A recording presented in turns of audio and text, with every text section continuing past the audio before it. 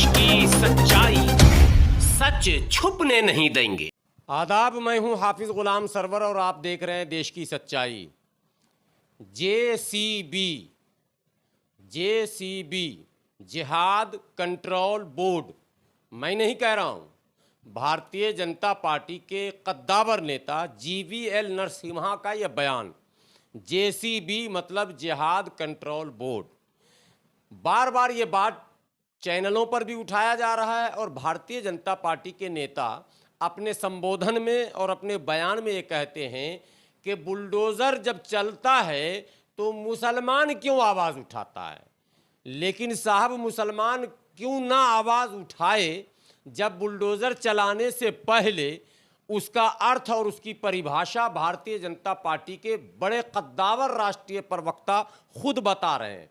Bulldozer यदि bulldozer है और बुलडोज़र यदि एमसीडी और एनडीएमसी के द्वारा एंक्रोचमेंट पर चलाया जा रहा है, अतिक्रमण पर चलाया जा रहा है और एमसीडी के एक्ट के अनुसार, उनके नियमों के अनुसार यदि चलाया जा रहा है, उच्चतम न्यायालय के दिशा निर्देशों के अनुसार यदि चलाया जा रहा है, तो उसका धर्म, उसकी जाति नहीं कही जाएगी।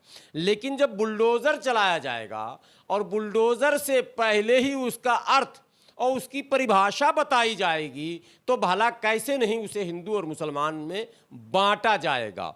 जहांगीरपुरी का वो मंजर तो आपको याद ही होगा, जहां बुलडोज़र पहुंचता है विदाउट एनी नोटिस, बगैर किसी सूचना के, जबकि नियमतः 30 दिन पहले आपको नोटिस करनी चाहिए।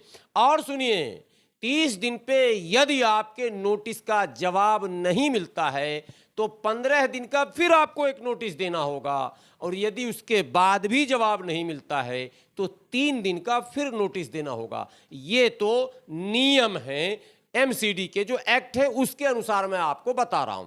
2019 में भी एक नियम बनाए गए थे, 2014 में भी इससे पहले सरकार की तरफ से एक नियम बनाए गए थे, और इससे पहले के एक्ट हैं एमसीडी के बने हुए, कुछ सुप्रीम कोर्ट के दिशा निर्देश भी हैं इस संबंध में। लेकिन तमाम नियमों और दिशा निर्देशों की अनदेखी करते हुए जब भारतीय जनता पार्टी शासित नगर निगम के पदाधिकारी, कमिश्नर और मेयर सब एक सुर में ये बात कहेंगे कि बांग्लादेशियों पर चलेगा बुलडोज़र, रोहिंग्याओं पर चलेगा बुलडोज़र, और अप्रत्यक्ष रूप से स्वयं वो कहेंगे कि मुसलमानों पर चलेगा बुलडोज़र, तो सवाल उठाने वालों को आप कटघरे में कैसे खड़ा करेंगे। जहांगीरपुरी का वो दृश्य आपको याद है, हालांकि बुलडोज़र सब पर चल गए लेकिन निशाने पर वो मस्जिद रखी गई और उसी को हाईलाइट किया गया।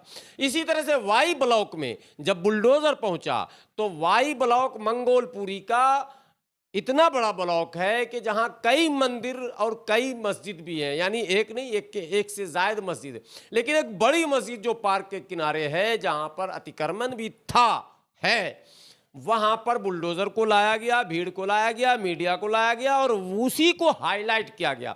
कहीं ना कहीं कैमरे से मस्जिद दिखाने की कोशिश होती है ताकि गैर मुस्लिमों में, यानी कि हिंदू भाइयों को यह संदेश जाए कि हम मुसलमानों पर कार्रवाई कर रहे हैं। ये चीज़ शाहीन बाग में बुलडोज़र चलेगा, ये 1-2 दिन नहीं, हफ्तों चैनल पर इसे चलाया गया। अब चलेगा, तब चलेगा, ऐसे चलेगा, वैसे चलेगा, ये होगा, वो होगा, इत्यादि इत्यादि।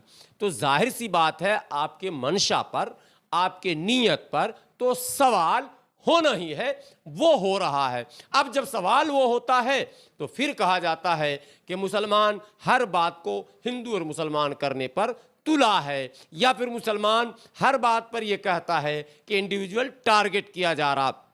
लेकिन सच्चाई भी यही है कि कहीं ना कहीं एक ऐसी पॉलिसी बनाई जाती है जिससे ये दिखे कम से कम कि हाँ, हम मुसलमान को टारगेट कर रहे हैं। बहरहाल, तो बुलडोज़र का सिलसिला चलता रहा। बुलडोज़र जब चला मंगोलपुरी में, सुल्तानपुरी में, तो सुल्तानपुरी के विधायक मुकेश अहलावत गिरफ्तार हुए, यानी आम आदमी पार्टी इसका विरोध कर रही, सांकेतिक विरोध कर रही है।